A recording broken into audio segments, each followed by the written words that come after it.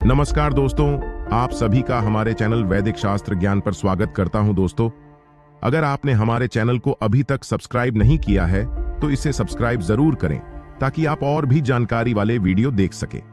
और कमेंट में ओम नमः शिवाय, हर हर महादेव जरूर लिखें।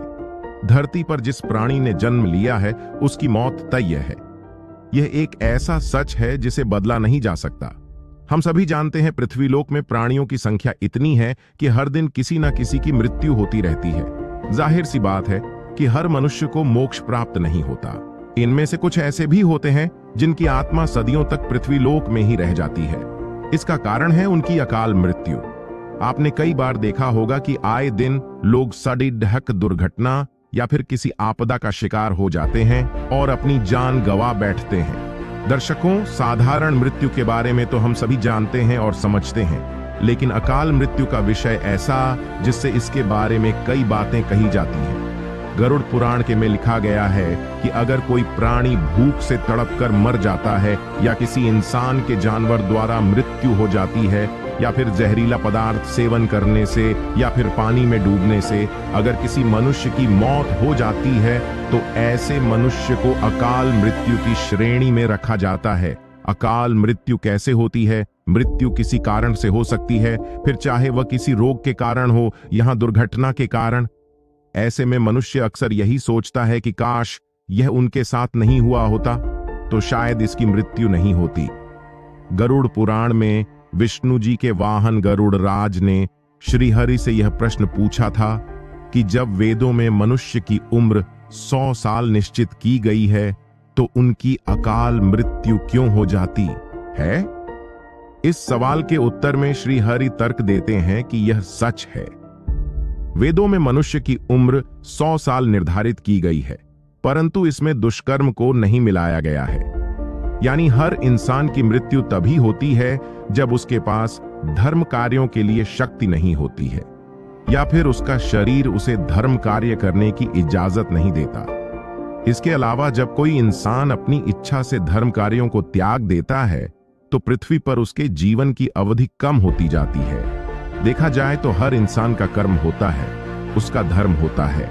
ऐसे में इंसान की मृत्यु तब होती है जब उसके पास अपने इन कर्मों को निभाने की शक्ति यहाँ इच्छा नहीं होती।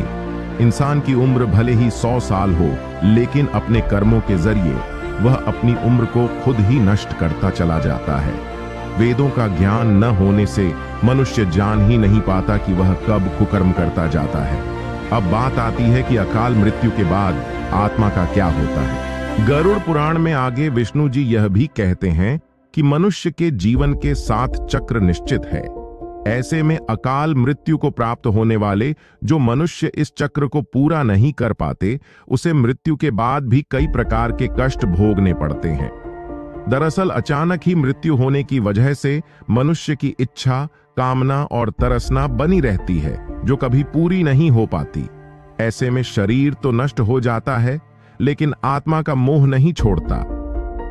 इस स्थिति में अकाल मृत्यु वाली आत्माएं अपने परिजनों या जीवित लोगों को कष्ट पहुंचती हैं और अपनी मनोकामनाएं पूरी करने का भी प्रयास करती हैं। गरुड़ पुराण में बताया गया है कि प्राकृतिक मौत से मरने वाले मनुष्य को 40 दिन में दूसरा शरीर प्राप्त हो जाता है, जबकि अकाल मृत्यु व्यक्ति भूत, प्रेत, पिशाच, कुष्मांडा, ब्रह्म राक्षस, बेताल और छत्रपाल योनि में भटकता रहता है। उनकी आत्मा को आसानी से शांति नहीं मिलती। आपको बता दें कि अकाल मृत्यु में आत्महत्या को सबसे निचले दर्जे पर रखा जाता है। मृत्यु के कितने दिन बाद जन्म मिलता है? ग्रंथों की दृष्टि से यह एक घिनौना कृत्य है। भगवान विष्णु जी ने गरुड़ पुराण में इसे ईश्वर का निरादर और अपमान कहा है। वह कहते हैं कि आत्महत्या करने वाले मनुष्य की आत्मा पृथ्वीलोक पर तब तक भटकती रहती है जब तक कि वह प्रकृति द्वारा निर्धारित अपने जीवन चक्र को पूरा नहीं कर लेती। ऐसी आत्मा को न तो नरक लोक में जगह मिलती है और न ही स्वर्ग लोक में। ऐसी आत्मा को मरने के बाद भी सबसे कष्टदायी स्थिति से गुजरना पड़ता है। यह आत्माएं अपनी तमाम इच्छाओं की पूर्ति के लिए अंधकार में तब तक भटकती रहती हैं जब तक कि उनका जीवन चक्र पूरा नहीं हो जाता। गरुड़ पुराण में अकाल मृत्यु को प्राप्त मनुष्य की आत्मा की शांति के कई मार्ग बताए गए हैं। अकाल मृत्यु से बचने के लिए मंत्र भगवान विष्णु बताते हैं कि से मनुष्य परिजनों को नदी या तालाब में तर्पण करना चाहिए।